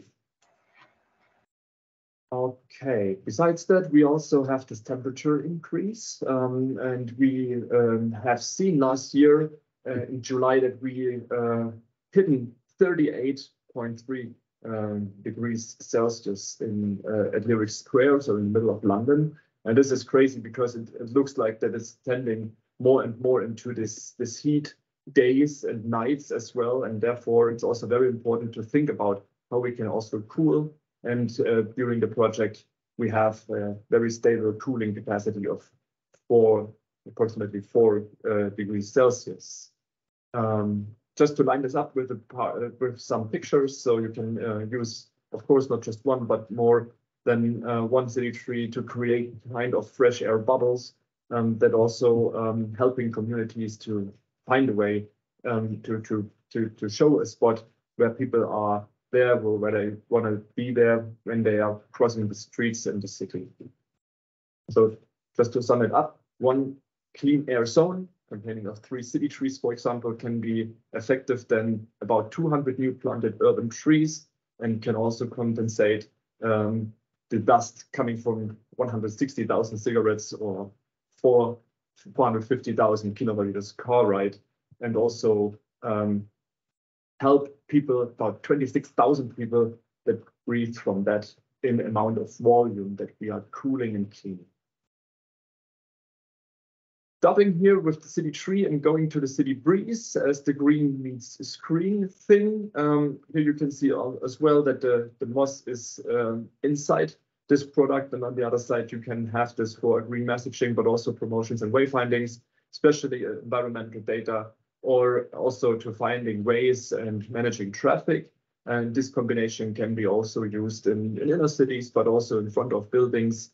And of course, it can be also being an educating and communication tool that is used in 25 times during all Europe currently. And we are looking for the next upcoming projects with that kind of product. Here you can see also in a shopping center, so it's working indoors as well. And that's what we also like to show you, is that it's also a kind of a furniture that should be used by people, but pupils. So all the people who are working on and walking in a shopping center, and yeah, that helps to create more livable spaces as well indoors.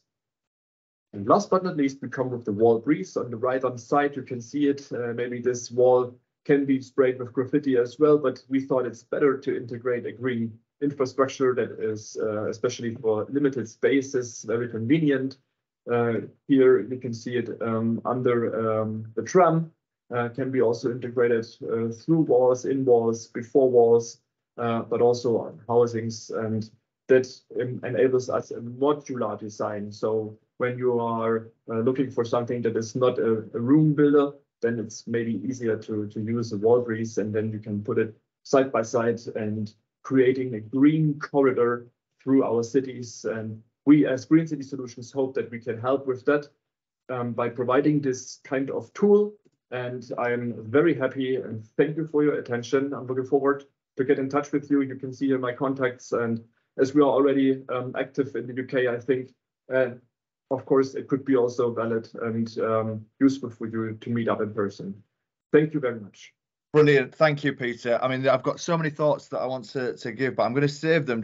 I'm going to finish off with Peter Lilly, if you don't mind, Peter. I know we're running out of time a little bit, but let's just finish off with the green clean air framework, should I say, which I know people have been really interested to hear about. And then if we can save maybe 5 minutes just for a quick Q&A, just a wrap-up session, Peter, that'd be perfect. But thank you for Peter from Green City Solutions. Brilliant technology, brilliant innovation, great use of nature.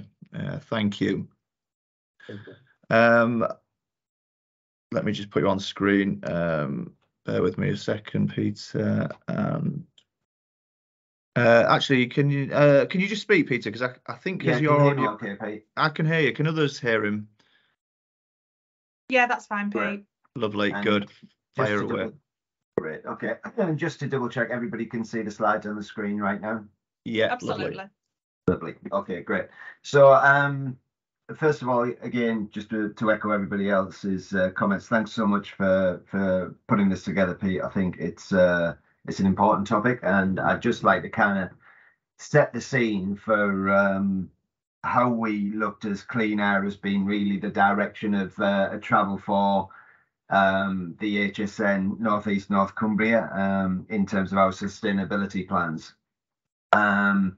Just to kind of, we use the thing here as a direction of travel, but I always talk about joining the dots, and dots essentially could be the acronym for joining the dots and making this a direction of travel in terms of the whole process and our sustainability strategy.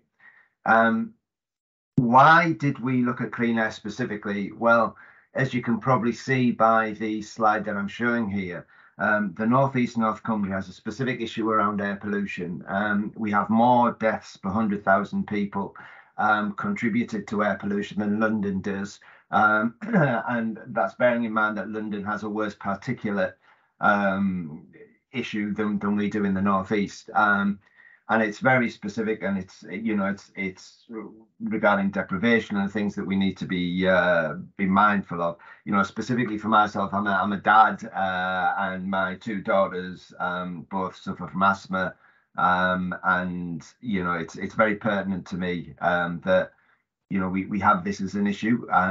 We also, I'm a keen cyclist, which is why Thomas's Road Vent solution seems really kind of pertinent to me as I'm riding around on my bike, driving past cars that are throwing out specific types of emissions into the air that doesn't fill me with hope and gladness. Let's put it this way. So I think really the idea and why we went specifically on clean air is that we were looked at the three areas that it can affect: the link to net zero, the link to innovation, specifically around the HSN, and the link to prevention. The more aware we are of what clean air and the positives of clean air it can do, I think it has a really positive effect on that.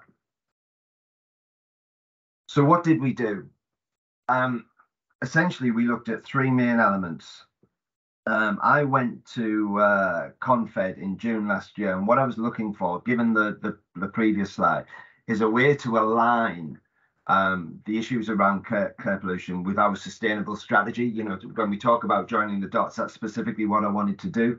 So it was, okay, how do we align this the elements around clean air with specifics to do with our own sustainability strategy. And so we looked at 3 elements. We looked at the internal. So in other words, how do we make clean air an integral part of the HSN North East North Cumbria's sustainability strategy? And we did things like establishing clean air champions, enabled, looked at education process around clean air.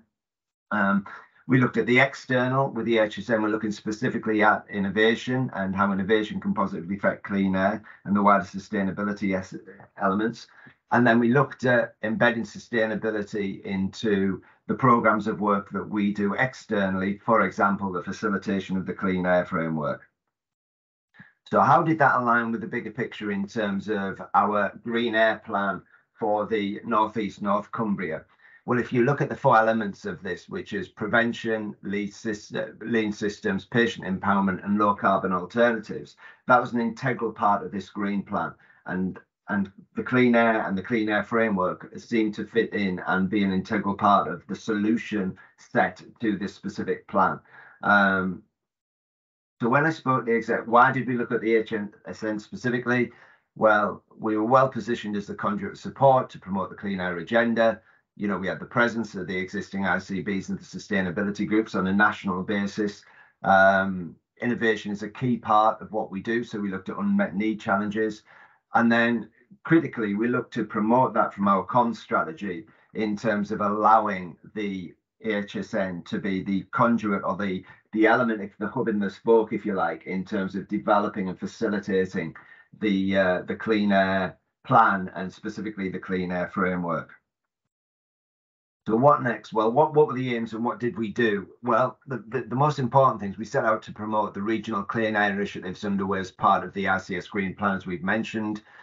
We've looked at contextualising the issues faced by the NHS in terms of reducing those scope 1 to 3 emissions and provide opportunity to identify needed solutions. So the speakers you've heard previously around innovation and solutions, our job was to facilitate those innovations into the clean air plan and suggest them as solutions. We encourage collaborations, you know, this joining the dots, the direction of travel, ensuring that all partners were intertwined with each other and were having those open discussions. And I think specifically clean air, it provided a unique opportunity to amplify a message. I think as Cara said earlier, you know, when we dig into CO2 equivalents or particulates, it's quite a defined area, and sometimes it's difficult to understand. Where I think clean air and clean air pollution, or air pollution, and the strive towards clean air is something that can be quickly identified to everybody. And the second aim of it, the last aim was really to look at supporting the investment and grant funding available to innovators and trusts to enable the clean air framework to be introduced in its most effectual way. So what did we do in terms of looking at specifically the clean air framework? So we had a clean air plan, which is around the wider, as I say, the 3 elements of, you know, looking at the external, the internal, and the facilitation. But what specifically did we do on the clean air plan? Well, we spoke to all the 11 trusts involved in the North East North Cumbria who had visibility of the clean air programme. We developed a questionnaire across the sections to look at and performed and delivered a clean air framework trust tracker to see where everybody was within that. We hosted share and learn events on a national basis with our HSN colleagues, and you know, this is an integral part of that. And we held regular update meetings in terms of with the developers of the Clean Air Framework, Global Action Plan, Boehringer, and obviously Greener NHS were integrally involved with that. What were the outputs in terms of the Clean Air Framework? Well, again, the questionnaire was around the elements. You can see the outputs. So what we did is we created a RAG framework. So in other words, once we got the outputs of the questionnaire, we created a red, amber, and green framework in terms of which of the solution set involved in from the questionnaires of that framework could be implemented most quickly. I'll let everybody read it on screen. It's fairly self-explanatory, but the idea behind this was to create the Clean Air Framework to be a value-based solution So instead of being a passive reporting tool, our input into this was, okay, how can innovation and collaboration positively affect the Clean Air Framework? So the outcomes of this were, okay, let's have a look at, looking at pilot studies with specific innovations or specific collaborations or some very quick solutions that we could cookie cut amongst the different elements of the framework that could be utilised across all the trusts that were interested in implementing the Clean Air Framework itself. So specifically on the outcomes, what did we look to do? Well, we looked to raise awareness of the regional capabilities of the Clean Air Agenda. So this was including, but not specific to the Clean Air Framework. So the idea around collaborating on the Clean Air Framework is the innovation and solutions that could be available as a byproduct of those reporting tools, and to ensure that sustainability and clean air specifically is linked to the net zero innovation and prevention of air pollution. We created sustainability anchor point as a direction of travel within the HSN NEC, specifically again on the Clean Air Agenda. The next bit was to inform trusts of the regional support available for innovation, but also for grants, etc., and also just starting the conversation in and around clean air to make sure people are available of what was available out there. The last one, the next one was about fostering collaborations. If you look at the private, the trust, the local councils, the universities, making sure that the joining the dots and dots being direction of travel is all interlinked, and that people are having a conversation regarding clean air. And when we all pull this into one area, the biggest outcome we really wanted to affect was to contribute to the next, the ICS's Green Plan to be the greenest and healthiest region by 2030 in England. Hopefully that's it from me, Pete. Hopefully that kind of give a very quick overview of what we did. I tried to keep it as quick as we possibly could during that, so hopefully that makes sense. Thank you, very kind of you, and a nice way to finish actually, because again, let's bring this together in a strategy, in a framework. Really important, because as you've seen today, there's lots going on, and as I mentioned at the beginning, we're showing people just small pieces of this very big jigsaw, but a very important topic. I've just been following the chat a little bit today, and there's lots of questions, people wanting an FAQ. I will just see if we can have maybe 5 minutes for those that are on to have a bit of an FAQ if anyone wants to bring to life some of the questions that they've put in the chat for any of our speakers. I'm really delighted that I've seen interest from people from some of the things that we've showcased. And again, as I said at the beginning, I know that these things take time. We need to kind of understand what the solutions might be, develop the strategy, the framework. So we can't expect everything to happen overnight, but we need to start shining a light on this topic. And as I've said, one of my requests from those that have left, unfortunately, just because there's another meeting, it's probably my fault finishing at 15:15 when a lot of people's meetings start on the hour. But please keep this topic alive by speaking to your organisation, speaking to your sustainability leads, speaking to the integrated care boards that a lot of you are part of. And I think we can do a really good job if we collate some of this knowledge. So thank you to the speakers. Thank you, Peter, at the end for wrapping that up with the Clean Air Framework. I will just see if anyone wants to put their hand up and ask a verbal question. If you don't want to do that, but you want to bring one of your questions to life that maybe got lost a little bit in the chat, feel free to pop it in the chat. I'll just give people, we've lost the screen. So when you say lost the screen, does that mean completely? Can anyone see me on screen? Or let me, lovely. Let me just bring some of our speakers back onto the screen, if that's okay, just in case, and give people a little bit of time to think about what you might want to ask. As I said, there's a few technical questions around standards, product types, etc. As I said, some real good interest in some of the solutions, and some nice comments about yours as well at the end, Peter, about the role of moss and nature. So what I might do, I think Matthew can't join us, but I'll just add him. Yeah, I think he's not there anymore, even though I've got him on screen. Lovely. Okay. Does anyone want to raise their hand? I don't even know if that's possible because we've had a right nightmare with Teams today that I don't even know if that function works at the moment. Again, while people are doing that, and I'm not sure how many we've got left on screen, let me just launch a couple of polls. I don't know if any of our speakers wants to put any reflections of today. I mean, again, feel free while I'm just going to open up that quick poll. But I'm hoping you might have discovered something new that you didn't know today, and hopefully made a connection that hopefully will add value to your work. So if people wouldn't mind just answering that short poll. I mean, as I said, it's always a good test when the events that I've been organising, I've actually learned lots of things myself. And I know a lot of the innovators, but every time I listen to you, I discover something new, which is brilliant. I'll just launch one more poll, and as I said, I'll let our other speakers jump in if they'd like to for the last few minutes. You've still got 40-ish attendees, Pete, online. So lovely. Well, that's still got good. Quite a lot. Yeah, and as I said, I'm going to follow this up with the presentations. We'll do a recording. It'll be time stamped. So any that have missed the presentation, any that maybe have missed, we can jump straight to them. Any thoughts from our speakers?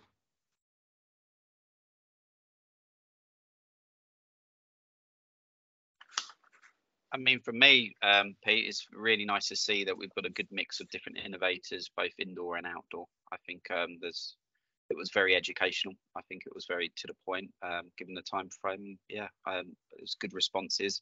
I think there is a little bit of lack of clarity around sort of technologies deployed in the NHS, which maybe that's something where we could sit down. Tony Fisher is definitely on the call. He can also have valuable input into that as well. Dr. Matthew Butler, and maybe that would be a natural step at some point in the future. I agree. Really, really good comment. Thank you for that, Darren, and a great suggestion. I'm going to hand over to Tim because Tim's been in the audience and posing questions. So, Tim, do you want to bring your question to life, please?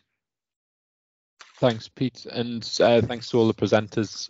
Really helpful to hear them.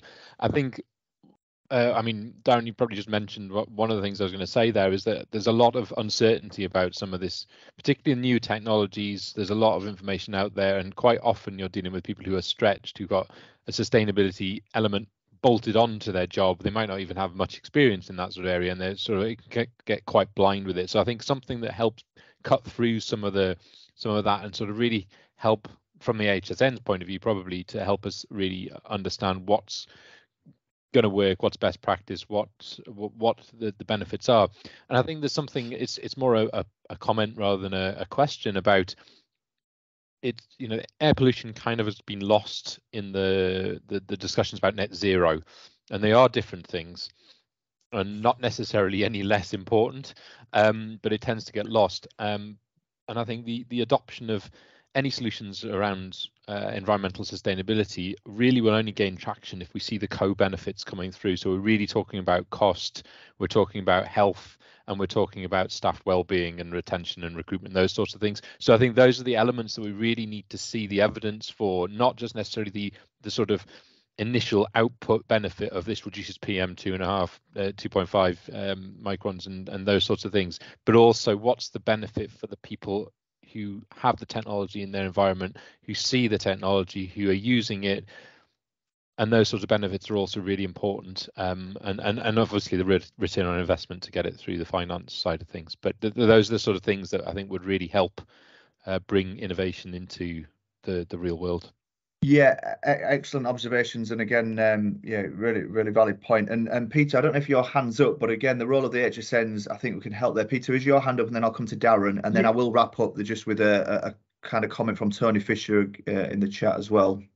Yeah, and that was a really valid point, and actually just echoes what I was going to say. I think the important thing from us who are kind of knee deep in sustainability is almost looking through the lens of the people who are not necessarily in our world, if you like, in inverted commas, and understanding, from a financial director's perspective, what it means from a, from clinicians, from an anesthesiologist, for everybody who has an interest in this, but doesn't necessarily kind of speak in the same language that people who are knee deep in sustainability does. And I think it's really, really important from an HSN's perspective to be that translator and also to make sure that what we're doing is speaking the language through the lens of the people who we're trying to talk to, rather than just in our own sustainability sphere, if you like. And I think it's a really important point, because it just, hopefully what it will do, it will empower these really strong solutions to be spread and adopted in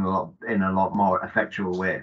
Yeah, it's not an easy task in innovation and spreading it. The HSNs know that too well. Darren, is there any sort of 10-second comment that you want to give finally, and then as I say, we'll wrap up. Just on mute, Darren. Yeah, it was just on a point raised. Where we've engaged and gone into other trusts since the study, one of the problems is the value of what these different technologies offer. We did the world's first study, comprehensive study that is, and it's very, very different from a lab to a real world environment. So it is a bit difficult. So the presentation today is where we focused on sort of the real air ventilation movements, indoor air quality, and how it's moving is kind of the key critical step. So then people can be enabled and empowered when they put interventions in or other placeholders, that they can start to understand how things are happening, what are the changes. And I think that's really, really going to be quite an important step for us. While we do the air cleaning, we are going to probably more focus in that area, because that's what the NHS needs. Lovely, absolutely. We need that intelligence. Tony, just to answer your question about how we interact as HSNs, as I said, there's 15 up and down the country. We have got a net zero sustainability group. We all come together regularly. I cross paths with Peter in the north. We come and collaborate on topics like this. So, but the more that we can keep the conversations alive, as I said, the better, really. Thank you again to our speakers. I really enjoyed this session. I thought it was really valuable, and as I keep saying, it was hopefully the start of a conversation. And again, those that know me know that I like social media. Please, if you can, talk about the work that you're doing on social media. Use that as a bit of a window. Connect with us as HSNs. Promote what you're doing. And as I said, let's keep this topic alive. And I can already see some connections being made. So thank you for your time. Enjoy the rest of your day.